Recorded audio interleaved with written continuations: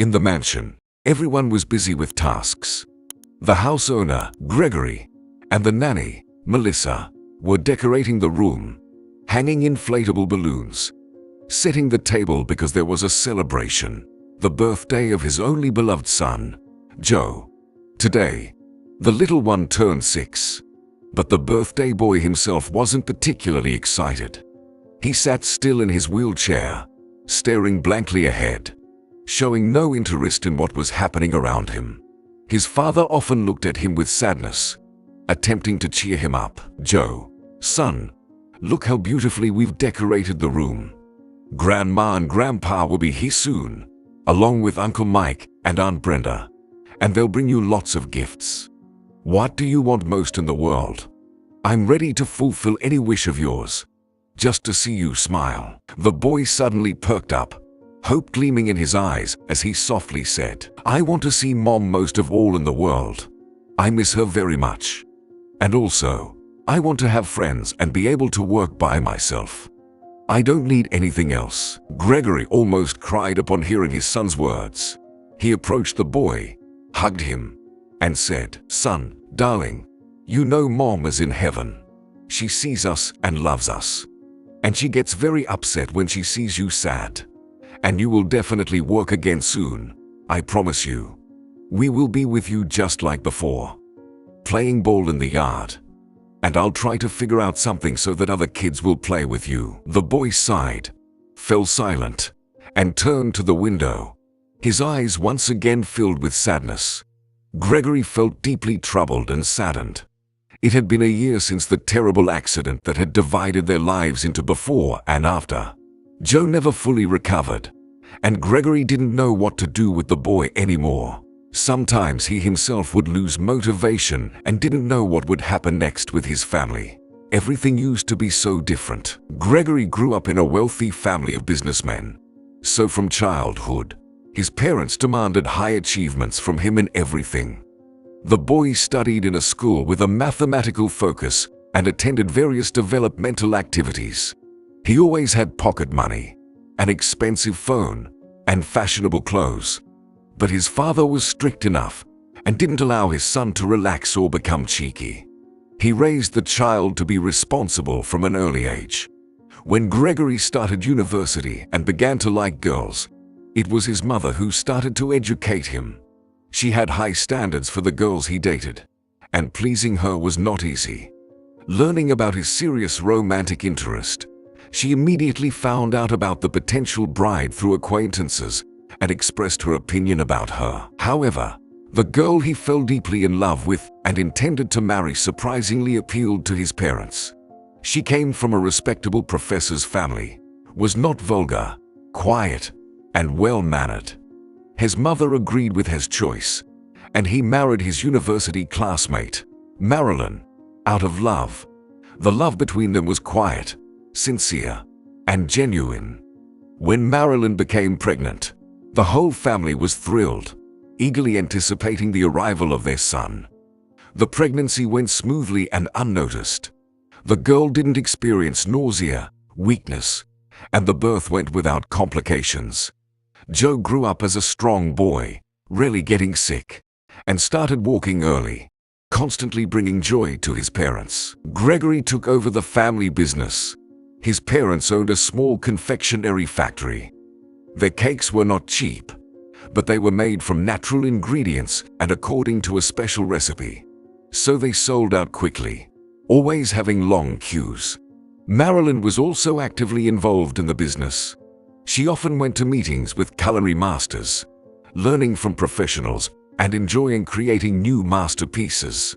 Even while on maternity leave, she didn't stop working in the family business, and the birth of the child didn't hinder her work, especially since the son was a calm baby, ate well, slept a lot, and didn't cause problems for the young mother. Marilyn often took Joe with her to the production when the child grew up a little. The boy enjoyed being there, eagerly watching how cakes and pastries were made. And, of course, he enjoyed tasting them. On that unfortunate day, Marilyn needed to go to work for just an hour to check on the progress of the work. There was an important order at the factory. A huge 3-tiered wedding cake, so messing anything up was unacceptable. She drove the car excellently, and Gregory never worried about it. Marilyn put the child in the car seat, buckled him up. She always followed traffic rules, and that's what saved the child's life. Marilyn's car unexpectedly skidded on a turn.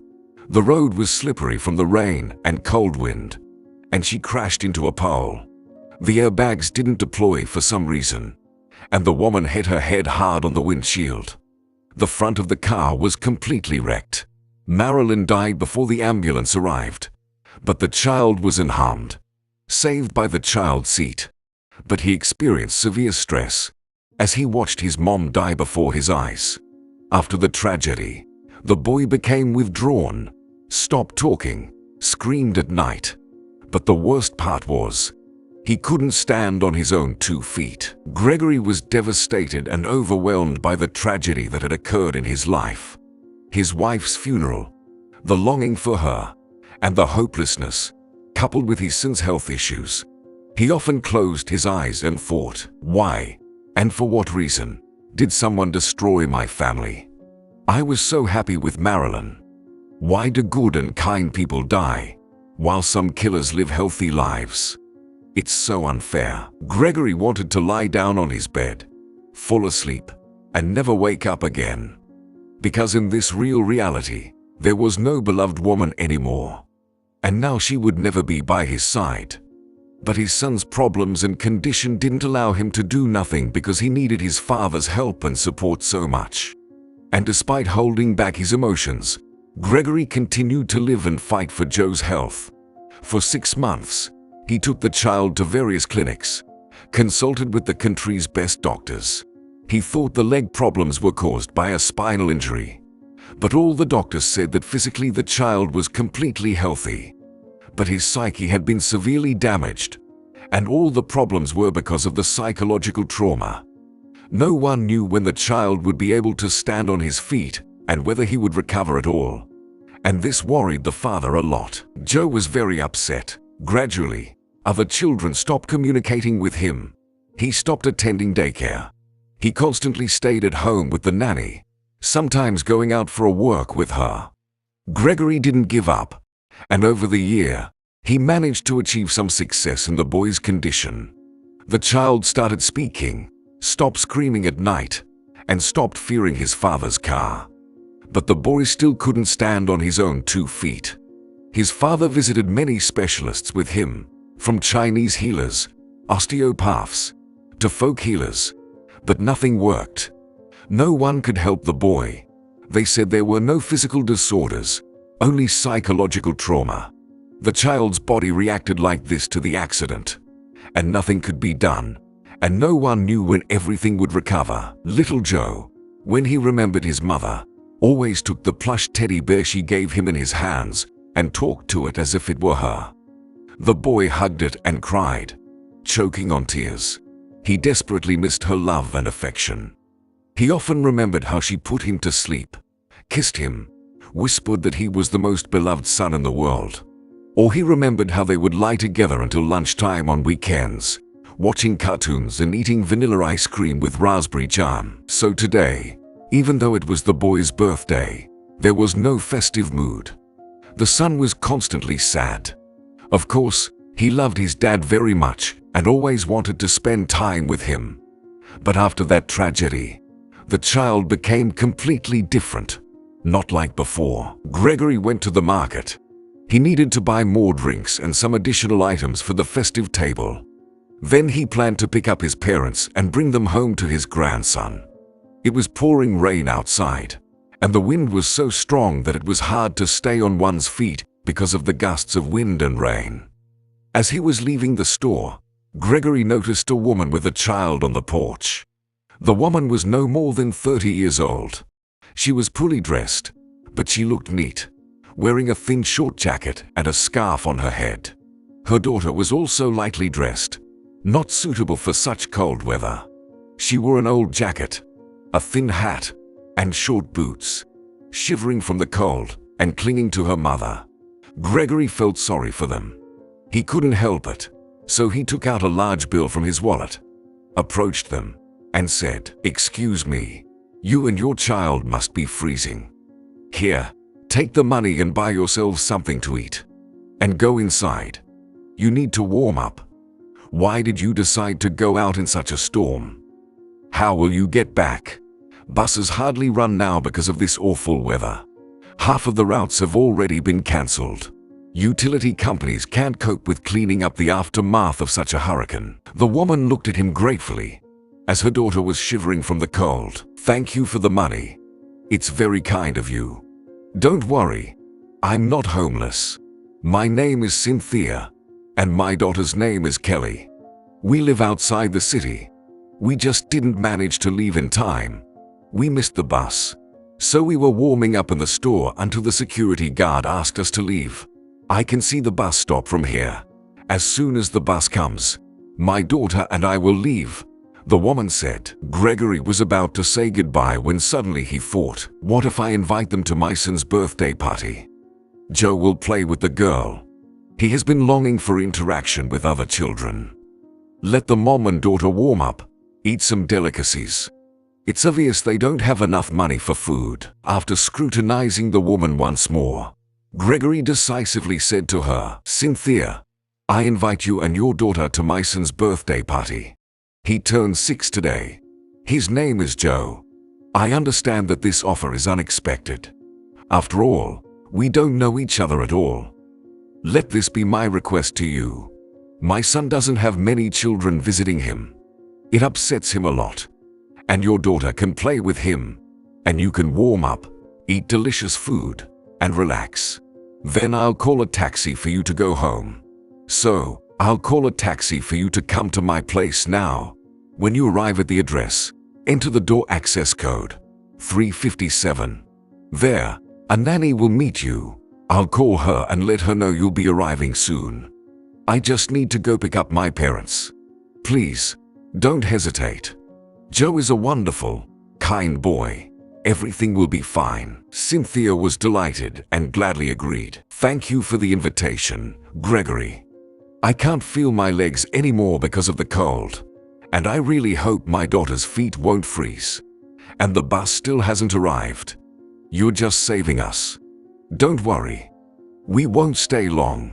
We'll come to congratulate your son, warm up a bit, and leave. We're going to Uncle's house." "Really? Can I play with the boy? What should we give him as a present?" the girl asked excitedly. "Yes, indeed. It's a bit awkward to go to a birthday party without a gift. I'll quickly buy a little car or a coloring book with pencils," Cynthia said. The man tried to dissuade her, explaining that Joe had plenty of toy cars, but the woman was adamant and said she wouldn't go visit the child without a gift.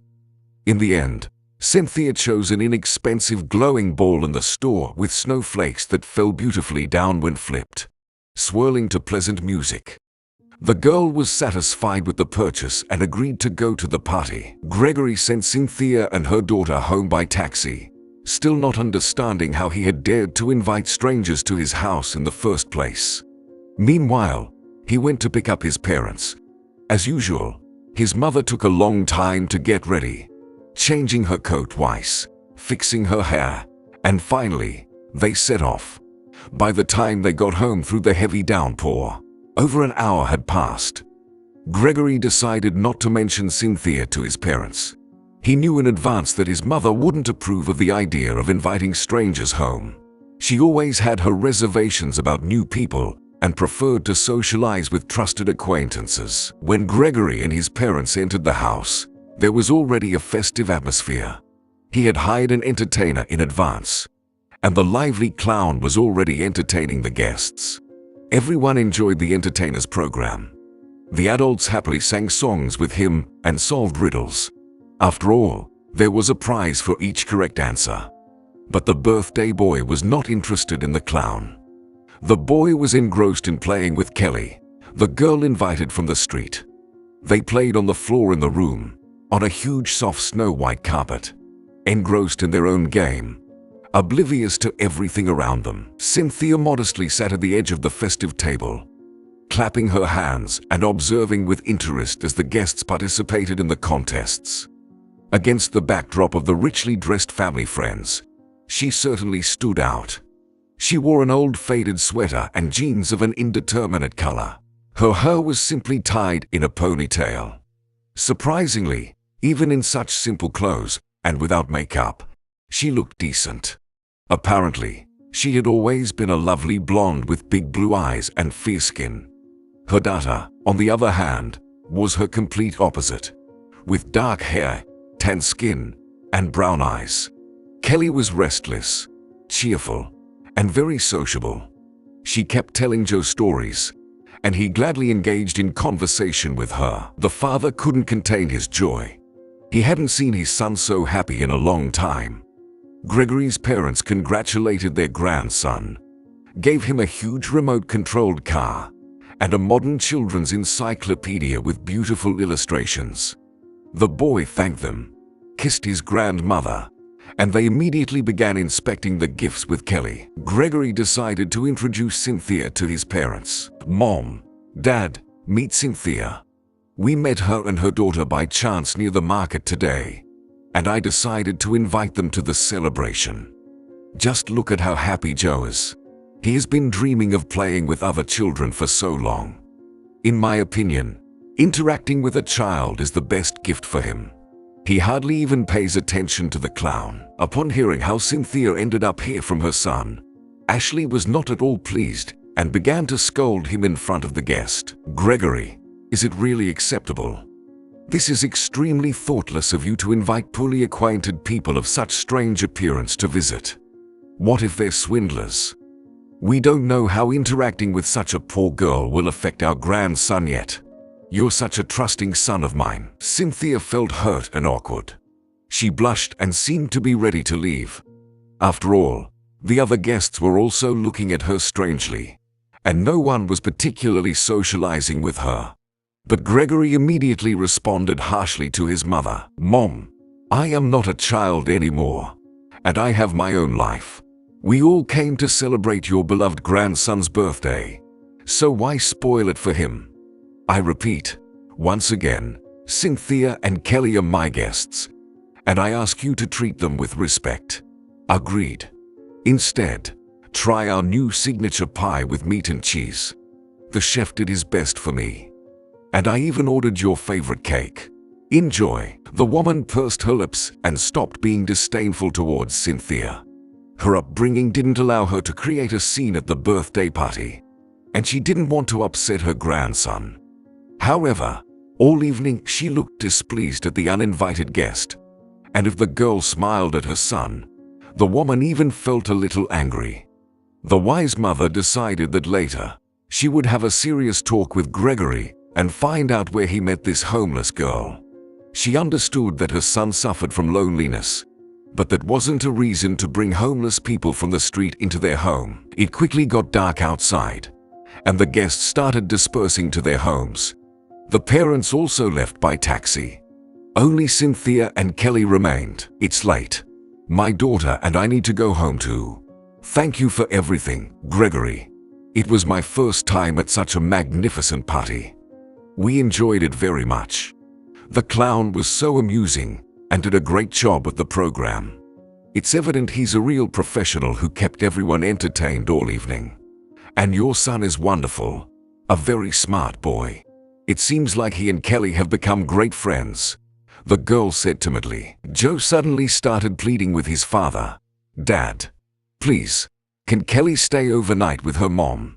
We're best friends now. I have so much fun spending time with her. Please. After all, today's my birthday. So, can I make any wish?" Gregory looked at Cynthia and suggested, "Indeed. Why should you go anywhere tonight? The rain hasn't stopped.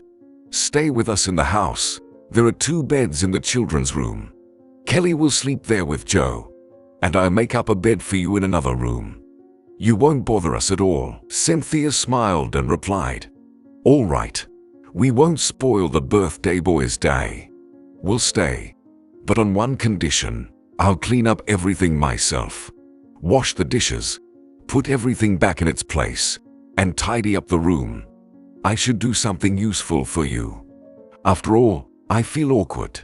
You've taken us in, fed us, and even offered us to stay overnight." Gregory was delighted, bustling around, making up beds for the guests, and preparing clean towels and robes in the bathroom.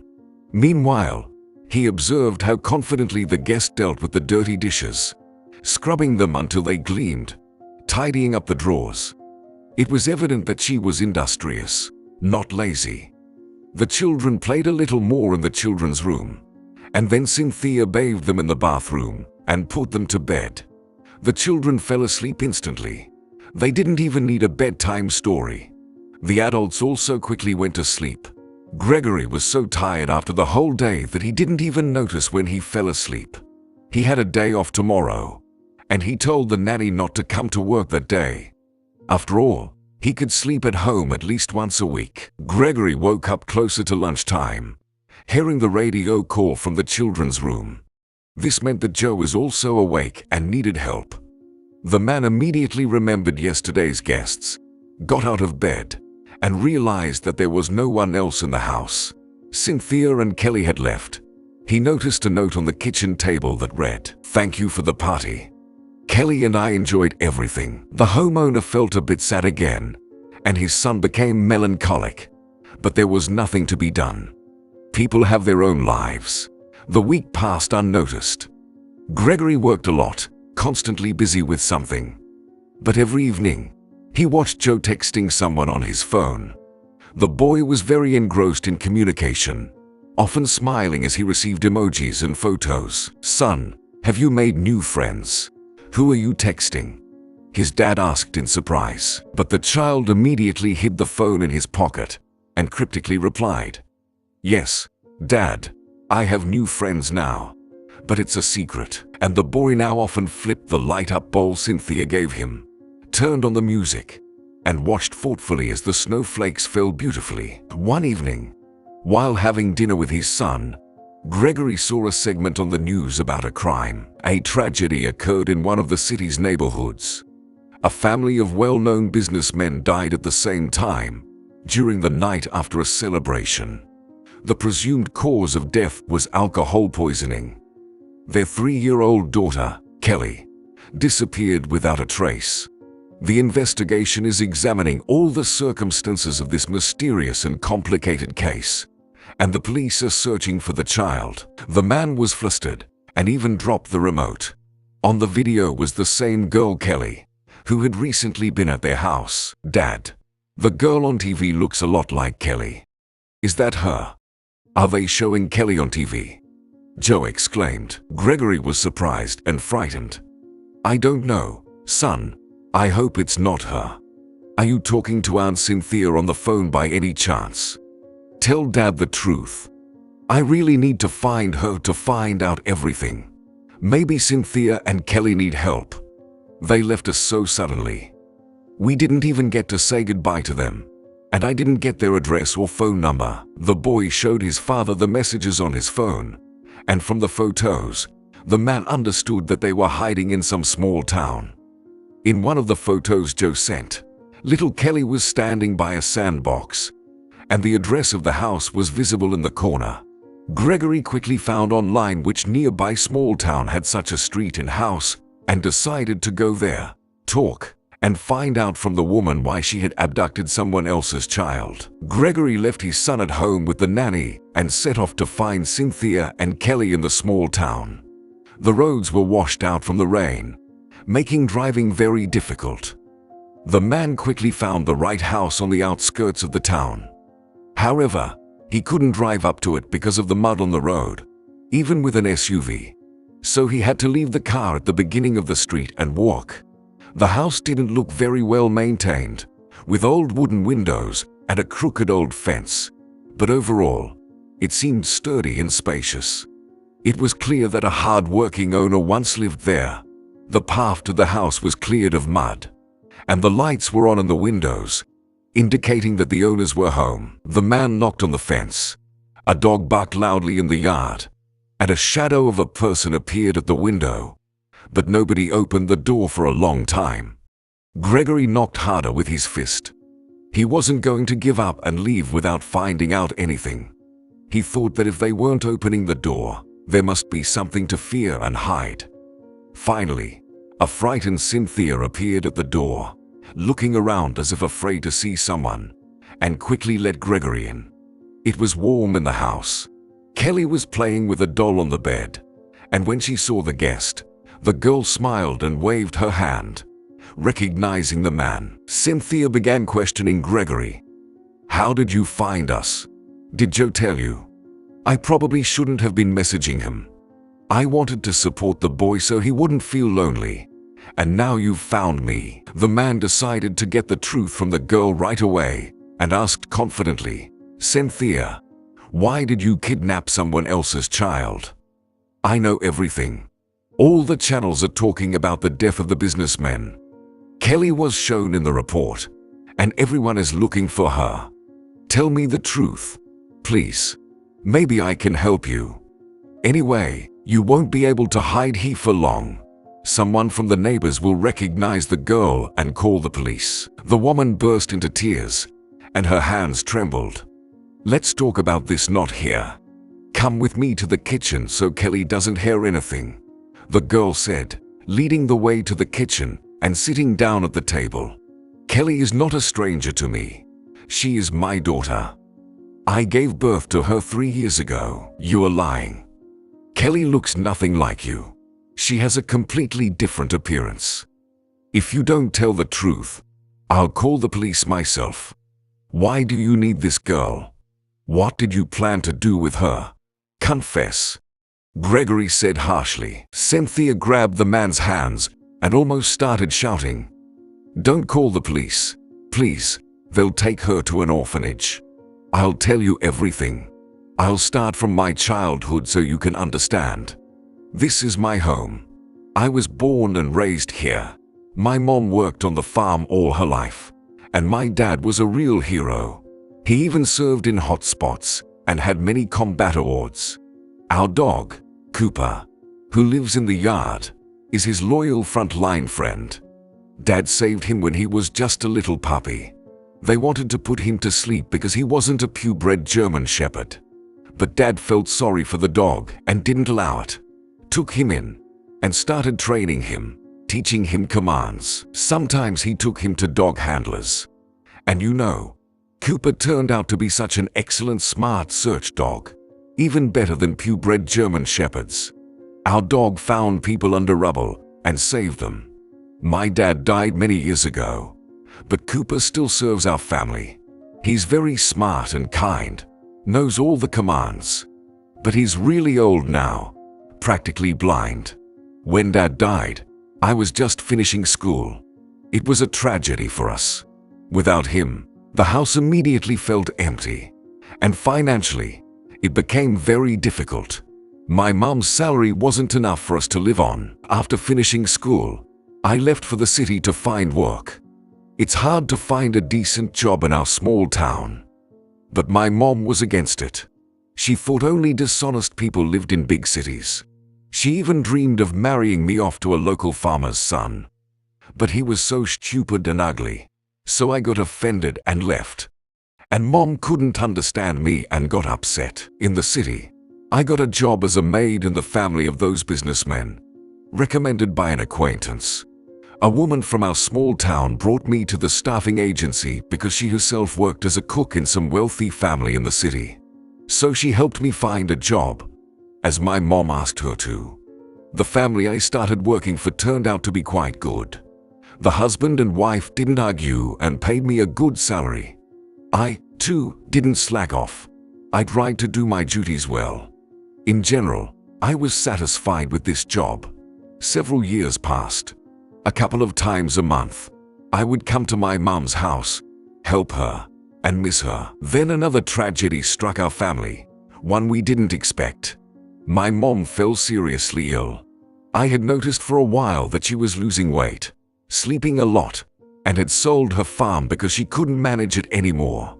But we thought it was just fatigue. And I kept bringing her vitamins, but they didn't help. Later, I couldn't bait anymore and took her to the city to see a doctor. And that's when everything became clear.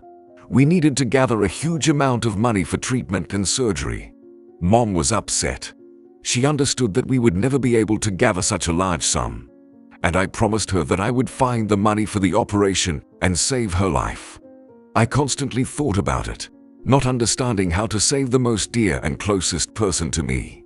I was very upset, cried often, and of course, the hosts noticed my condition. Kathy, the host's wife, found out what happened to me, and I asked them to lend me money because no bank would approve a loan for me. The couple thought about it, and then offered me to become a surrogate mother for the family since they couldn't conceive a child for many years due to the wife's health problems. Of course, I initially refused. I couldn't understand how one could give away their child. And overall, it seemed strange. Perhaps if I already had my own children, agreeing to such an offer would have been easier. But now I had to give birth and give away my only baby. But my mom's condition was getting worse, and I agreed to become a surrogate mother. I just didn't have any other way to save my mom's life. I was very lucky. I was able to get pregnant on the first try, and the host's wife started wearing a fake belly to control the pregnancy. She went to the hospital for checkups, where they bribed all the staff, and I didn't appear anywhere during the pregnancy so that no one would suspect anything. The birth also took place at home because the businessman was able to arrange everything. As soon as I gave birth to the girl, they took her away from me immediately and didn't even allow me to feed the baby, and I was so upset. You can't imagine what it means to carry a child inside you, feel it, give birth, and then just give it away. How difficult and painful it is. They paid me, as agreed, without deception. And of course, they decided to dismiss me, taking a written promise from me that I would never, under any circumstances, look for the child or interfere in their family's affairs. The birth documents were issued for their family, as if Kathy had given birth to her that night. So officially, I'm a stranger to Kelly. I returned to my mom as a different person. I cried constantly, feeling like something important had been taken away from me. But I tried to be cheerful. I didn't have time to do nothing. I needed to save my mom's life. There was enough money for all the treatment. They admitted my mom to the hospital, and we fought for her health for a whole year. The doctors performed surgery, and there seemed to be improvement in her condition. But her body couldn't handle another round of chemotherapy, and she died in my arms in the hospital room. I confessed to my mom just before her death, where I managed to find such a large sum of money because I couldn't keep quiet about it anymore. After learning my story, my mom cried for a long time. You shouldn't have done that, daughter. A child should be with its mother, and a mother is the woman who gave birth to them. Poor you, my daughter, you ruined your life because of me. And the most important thing is that it was all in vain. I constantly thought about my mom's last words. I felt the pain of losing my mom, loneliness, longing, and a huge desire to see my little daughter. Every morning, I got up and went to work in the farm's cafeteria as a cleaner. And in the evening, I came home and cried. And it was like this almost all the time. I suffered greatly, couldn't sleep at night, dreaming about my childbirth and my daughter. I kept wondering, how was she feeling? How had she changed? What was life like for her and that family? And then, a week ago, I couldn't take it anymore and decided to go to the home of those businessmen. I planned to kneel before them and beg to see my daughter, even if just for a minute. I waited for a long time at the door of the apartment, but no one answered. And then I realized the door wasn't locked. I quietly entered the apartment, sensing danger. And then I saw that the husband and wife were lying dead in bed, their skin already blue, while the daughter was sitting in the closet, crying. Apparently, the girl was very frightened. I didn't expect to see this, so I grabbed Kelly and ran out of the apartment. I didn't even have time to dress her properly. There wasn't enough time. I wrapped her in a warm blanket that was lying on the armchair and rushed to the station, where we got into a taxi and went to my place. At home, I found my old childhood things and changed the child. We started living here together. Surprisingly, Kelly, either from shock or stress, immediately came to me and didn't cry at all. She doesn't know or understand that her parents are no longer there, and she constantly asks me when they will come back. She calls me Aunt Cynthia because I had to lie and say I'm her mom's friend. I know I did something terrible. I should have called the police and not taken Kelly from the apartment. But it happened just like that. I'm sure I would have been accused of murder, and the girl would have been sent to an orphanage. Is that any better? I don't know what to do next.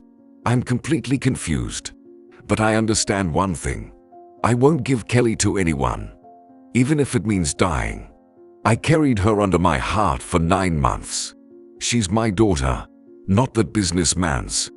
After all, his wife couldn't even conceive eggs for fertilization. Hearing Cynthia's story, Gregory grabbed his head. Cynthia, what now? You can be understood, of course, but you've ended up in a very difficult situation. I don't think the police will bother to figure out who killed her parents since you are the last one who saw the deceased spouses. Your fingerprints must have already been found in the apartment. And according to Kelly's documents, she's their daughter. It means you kidnapped the girl. And how to prove otherwise is a very big question. And you have a motive for the murder too. Oh well, it's a complicated situation. You need to think carefully. But before the man could finish, someone smashed the window with a stone, and 2 bandits burst into the house. Cynthia didn't understand at first and started shouting loudly. Did you bring the police to me? Yes. I won't give up, Kelly. Darling, come to me, I'll hug you. The girl got scared and climbed onto Cynthia's lap, hugging her tightly. There she is, the little heiress. Quickly bring her to us. We need her alive.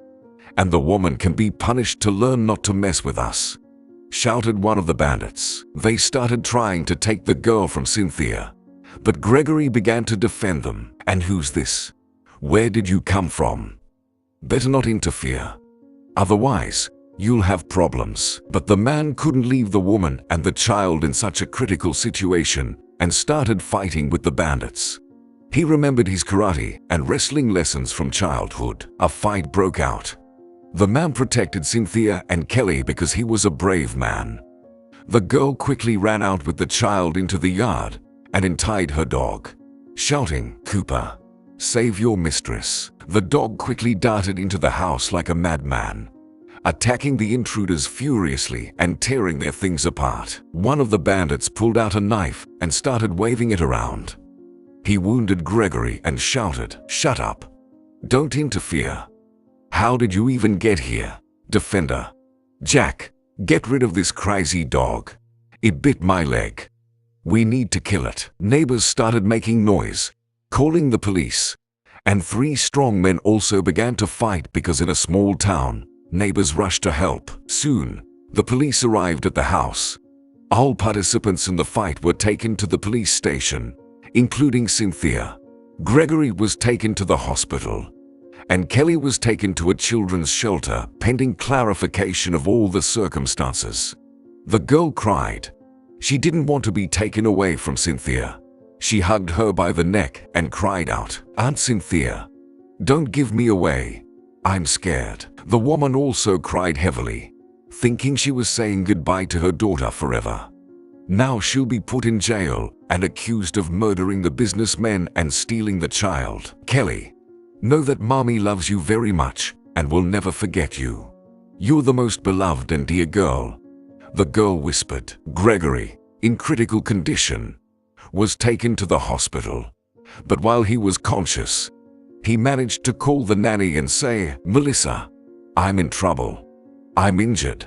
They're taking me to the hospital. Please stay with Joe all the time. I have no one else to rely on." The woman screamed and began to run around the house, gathering the owner's things and the documents he needed in the hospital. The nanny tried to hold back her tears, but Joe realized that something bad had happened because his father hadn't been home for a long time. "Nanny, what happened? Did Dad call? Why has he been gone for so long? I'm scared. Where are you going? Don't leave me alone." The woman hugged the boy tightly, kissed him, and started explaining. "Joe, don't worry. Daddy got sick, and they put him in the hospital. We'll call a taxi now and go to the hospital to see him. Let's concentrate so we don't forget anything. If you want, I can take you to Grandma's. You can stay with them for now. Why do you need to go to the hospital with me? The boy stubbornly shook his head. No. First I'll go to Dad. I want to see him. Nanny, Dad won't die like Mom. Right. I'm so scared. Melissa tried to reassure the child again, although she herself was very worried. Joe, why would you say that? Of course, he won't die. The doctors will cure him and send him home. We can't be upset right now. We need to support your dad. The boy was so worried about his father's condition that he nervously twisted the button on his jacket the whole way, almost tearing it off. Little Joe was most afraid of losing his father, as after his mother's death, he was the closest and dearest person to him. Melissa and the boy waited for a long time in the hospital corridor. And finally, the doctor came out of the ward and said, "Don't worry, everything is fine. We stitched up the wound. There's no life-threatening danger. Boy, don't worry. Your dad will recover soon. No need to cry. Can I see him? Please. I want to see Dad," the boy asked quietly, and the little one started crying again.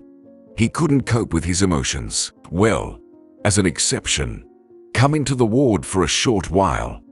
The doctor agreed. Melissa wheeled the child into the room. Gregory was lying on the bed, pale and bewildered, his arm and shoulder bandaged. Joe, seeing this, suddenly jumped off the wheelchair and, staggering on his own legs, went to his father, hugged him tightly, and cried heavily again. "Dad, I was so scared. Don't go away for so long anymore. Don't leave me. I'm scared." "Son, did you finally get up from that wheelchair? I can't believe it." "Joe, work a little more. Please, Dad. I'm sure that with this joy, I'll feel better. We finally did it," the father said, smiling. Joe only now realized that he could walk again, just like before. The boy hesitantly got off the bed and walked around the ward, at first slowly, cautiously, with small steps, and then faster. "Dad, I can work by myself, just like before. I can run with the other kids and play ball," the son shouted happily. Melissa was also happy. She knew how much the owner worried about his son's illness, how much strength and patience he had put into making the boy his old self again. "Oh, thank God. You heard us. Joe can walk again. What a joy for us." Over time, Gregory felt better, and his son visited him in the hospital every day with the nanny. But he had a difficult conversation with his parents. Learning from the nanny about the incident, they immediately came to the hospital. The mother began to kiss her son and speak, wiping her tears. "Oh, Gregory, how could this happen? We don't seem to have enemies in the company, and it's not such a time now. Did the competitors really stoop to this? And they stabbed you with a knife? I hope you reported it to the police." "It wasn't because of my work. I'll tell you everything now, but I'm sure you won't like it," Gregory replied calmly. When Ashley learned who and why her son suffered from, she became outraged. "I told you. I warned you that these street acquaintances never end well. Why do you need other people's problems? Tell me. If they took this Cynthia to the police station, then she's guilty of something. Maybe she killed those businessmen. There's no need to defend her. You've already suffered enough." But Gregory couldn't take it. "Mom, how can you say such things? You yourself taught me from childhood that we should help people if trouble happens.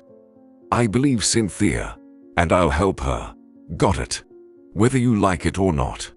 You don't even know her, and yet you're making conclusions and accusing the girl of murder. And if you couldn't see me for many years, wouldn't you do everything to find out how I live? What's with me? As a woman, you should understand her. Yes, Cynthia made a mistake, but it's only because she missed her own daughter. I can't imagine what would have happened to me if Joe hadn't been there. Children are the meaning of our lives, and for them, we are capable of anything. The father intervened in the conversation and supported his son. I agree with you, son, and I'm proud of you. You didn't fear the thugs and defended the woman with the child. This act is worthy of respect. I can tell from your stories that you liked this Cynthia, didn't you? You wouldn't defend her if she meant nothing to you. Listen to yourself and do as you know. The main thing is to recover soon. We were very worried about you. Gregory thanked his father for his support. It was very important to him now, and reassured his mother that the worst was over, and the police would sort everything out and punish the guilty. And he wasn't in danger anymore. Ashley hugged her son goodbye and began to hate this poor girl even more, who inexplicably appeared in her son's life, because Gregory got into trouble because of his association with her. The only thing that pleased her was that their grandson stood on his feet. The man decided to help Cynthia solve these problems she got into because of her own foolishness. But it was impossible to do it alone, so he decided to hire a good lawyer to defend her interests in court. After all, everything was against her: child abduction, concealing a crime, and maybe even complicity in it. The two thugs who attacked them started refusing to cooperate with the investigation. It was only known that one of them was Roger, the late businessman's cousin, and the other accomplice, previously convicted man Bruce. Gregory spared no money and hired the best lawyer in town, Wayne. He had hundreds of successfully completed difficult cases in his legal practice. It was he who managed to gather all the information to prove Cynthia and Kelly's relationship. They conducted a DNA test, and it showed that they were indeed mother and daughter, and that was already half of the success. Wayne meticulously questioned all the participants of that ill-fated banquet, after which the businessmen died, and reconstructed the events of that evening minute by minute. Many remembered that it was Roger who brought that very cognac, which the deceased spouses drank. Other guests preferred wine or champagne. The lawyer demanded a search of Roger's house, where they examined all the belongings and documents, and finally found evidence. One drug was hidden in the cabinet, which in large doses causes respiratory paralysis. Wayne realized that this could help in the investigation and insisted on the exhumation of the spouses. He brought in his own experts, and they found traces of the substance in the businessmen's bodies. It turned out that the cousin had decided to kill the whole family and thus take the inheritance and become wealthy. The only obstacle was the girl, as he didn't dare to get rid of her immediately. He thought that after his brother's death, he would take custody of her and then be able to kill her. But everything didn't go according to plan, and the girl disappeared from the apartment. When the police gathered all the evidence that Roger was guilty, he realized that he couldn't escape punishment and decided to confess everything honestly. Our fathers, Gerald's and mine, were indeed brothers, but they were completely different people. One became a wealthy businessman, and my father remained a poor man. That's the injustice of it all.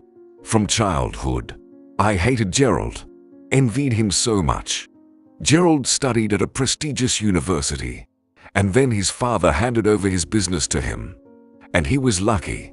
He married a beautiful girl. They even managed to have a daughter when they were already adults. And I kept asking him to hire me in his company, but he refused, saying that there would be problems if relatives worked together. He tried to teach me how to live properly, but I didn't need his advice. I didn't want to work as a manager all my life. It was just unfair. And then I lost a lot of money in cards, and I started to be threatened that if I didn't pay off the debt, they could kill me. That's when I came up with a plan to solve all my problems. And everything would have worked out for me if it weren't for this girl who stole the girl and her protector who started fighting with me. Where did they even come from? The investigator was shocked by Roger's cruelty. He couldn't understand how one could kill their brother and his wife and talk about it so calmly. How did you find Cynthia? How did you learn her address? The investigator asked. Is it a secret? My friend was guarding that apartment and waiting for the moment to call the police. So he remembered that crazy woman well and tracked her. And then we decided to take the girl back. Frankly, I don't understand why she needed that woman. So we broke into her house, but we didn't know she wouldn't be alone. The man probably deliberately parked his car far from the house, so our plan didn't work out. They ruined everything for me. The investigator couldn't understand this murderer, and he asked, "Don't you feel sorry for your brother and his wife, whom you killed? You were also planning to kill a child. Is it all for money? You don't understand anything. If it weren't for this girl, I would be rich in a year, and I don't care how I would have achieved it." Roger angrily replied. The investigator shook his head and said, "There's no point talking to you about conscience. Well, in prison, you'll understand a lot. You'll repent every day." Cynthia was finally released home, and Gregory met her at the prison gates. She looked lost and exhausted. Seeing her savior, she was relieved and ran to him. "Thank you for coming. I feel terrible. I saw many bad people in prison. You can't imagine how scary it is there. I was so upset. At first, the investigator tried to make me confess to the murder, but I decided that even if I couldn't get out of prison, I wouldn't admit to someone else's guilt. And I miss my daughter so much. How is she in the shelter? She must be going through a lot. First, her parents died. Then the girl barely got used to me, and now they took her to the shelter.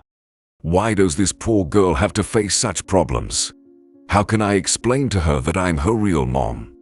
What if someone else adopts her? Then I'll never be able to find her." Cynthia cried, and Gregory tried to comfort her, stroking her thin shoulders. "Don't cry. I'm sure everything will be fine. You've been released from prison, and they don't suspect anything. And you have a DNA test that says Kelly is your biological daughter. Now all that's left is to legalize your rights as a mother and prove that Kelly is the sole and rightful heir of the businessman. You know what? Let's go to my house. I think Joe will be happy to see you. You'll rest a bit, and then we'll go visit Kelly at the shelter. You shouldn't be alone in your house with broken windows. And also, let's address each other more casually after everything we've been through together." Gregory said. "Gregory, I forgot to say the most important thing. Thank you so much for saving me and my daughter back then. If it weren't for you, they would have taken Kelly for sure, and they might have killed me. Look at the trouble I've caused you." Cynthia exclaimed. "Nothing in life happens just like that. If it weren't for your problems, my injury, my son would never have gotten up from his wheelchair. He can work on his own now. We finally got rid of that hateful wheelchair. My son worried so much about me that he got up from his wheelchair himself. Can you imagine? It's such a joy for me. And anyway, I really like you, Cynthia, as a person and as a woman. After my wife's death, I never looked at women. I thought I'd never stop loving my Marilyn. But now I look at you and realize that I'm falling in love." Gregory smiled. After their conversation, they went to Gregory's mansion, where Cooper, happily wagging his tail, ran to his owner, licking her and barking loudly. Cynthia cried, kissed the dog's wet nose, and wiped her tears. "Cooper, how are you here? I'm so glad to see you. Thank you, Gregory, for taking care of my dog. I didn't even hope to see him alive, and I was afraid to ask about it. After all, he served our family for so many years. Several times he saved my father in the war, and now he protected me and my daughter." She exclaimed, "How could I let such a noble, faithful dog die? He, like me, was injured by the bandits, but the doctors saved Cooper, treated his wound, and I had him brought home to me. Don't worry, he's doing well here. He has a spacious enclosure.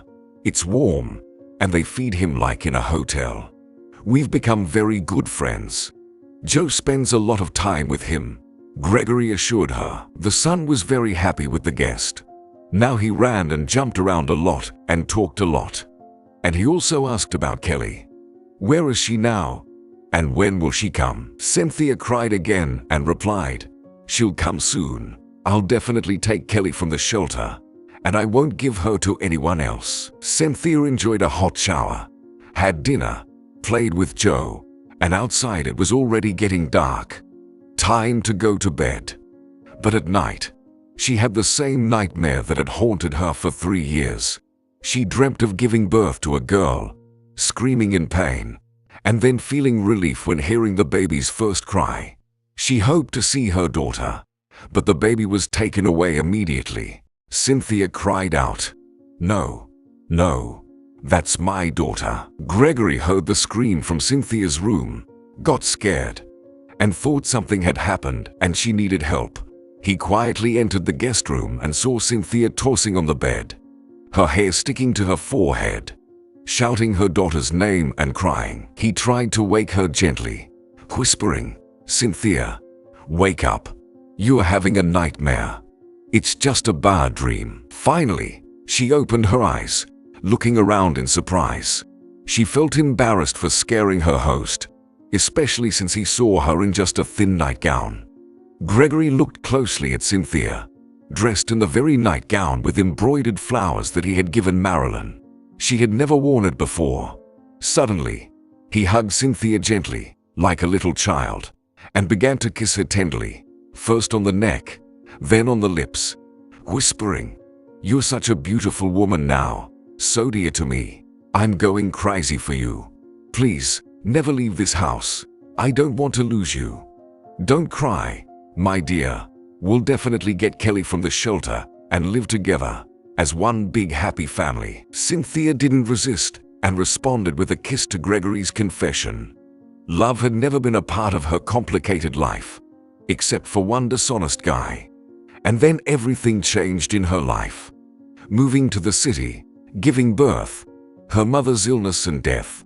She savored the tender confessions and couldn't believe her happiness. The next day, Cynthia and Gregory went to the shelter to visit Kelly. At first, the deputy director of the shelter refused to let them see the girl, thinking they were strangers. But when she saw the results of the genetic test, she started talking to them in a completely different way and agreed to let them see the girl. Poor Kelly had lost even more weight, and when she saw Cynthia, she immediately ran to her, climbed into her arms, hugged her around the neck, and cried, "Aunt Cynthia, did you come for me? Take me away from here. I feel bad here. The girls bully me. They fight and take away my toys." The child cried heavily, and Cynthia struggled to hold back her emotions. She kissed her cheeks, wiped her eyes, and peeled her a sweet tangerine. "I'll take you, I promise. I won't leave you here. You're my little girl, my poor little girl." "Aunt Cynthia, where are my mom and dad? Why aren't they taking me home? I want to go home. Don't they love me anymore?" Cynthia wanted to scream, "I'm your mom. I'm your real mom." But Gregory looked at the girl and quietly began to tell her, "Come on, Kelly. Your mom and dad love you very much. How can anyone not love such a wonderful girl? But it so happens that they are very far away right now and can't come back from there. And Cynthia and I love you very much. And Joe misses you. We'll take you back with us for now. You'll play with Joe again. Go for walks with him, like back on his birthday. Remember? Will you come live with us?" The girl nodded and once again trustingly hugged Cynthia, who led her to the other children to distract her from the conversation with the deputy director. Meanwhile, Gregory tried to persuade the woman. "Well, you see for yourself how the girl interacts with us. How unhappy she is here. She's used to being at home. Let her stay with us, under my responsibility. I'm a businessman with a good reputation. I'm sure you've tasted our cakes. Tomorrow we'll arrange all the paperwork with the lawyer, and he'll help us prove that Cynthia is recognized as the mother, and Kelly is the heiress of the murdered businessman. She's his daughter. Why make Kelly suffer here and wait for the court's decision?" The deputy director of the shelter agreed with Gregory and allowed Kelly to stay with him at home. The joyful man entered the playroom, picked up Kelly in his arms, and smilingly said, "Well, Kelly, I've arranged it. We're taking you from here now. Are you ready to come with us?" The girl clapped her hands joyfully and shouted, "Yes, I'm ready. I'm going to Aunt Cynthia's. Joe was thrilled that his friend now lived with them. Everything is more fun to do together. Play, eat, and run outside. And Cynthia quickly got used to taking care of both kids. After his mom's death, Joe had missed female warmth, attention, and affection.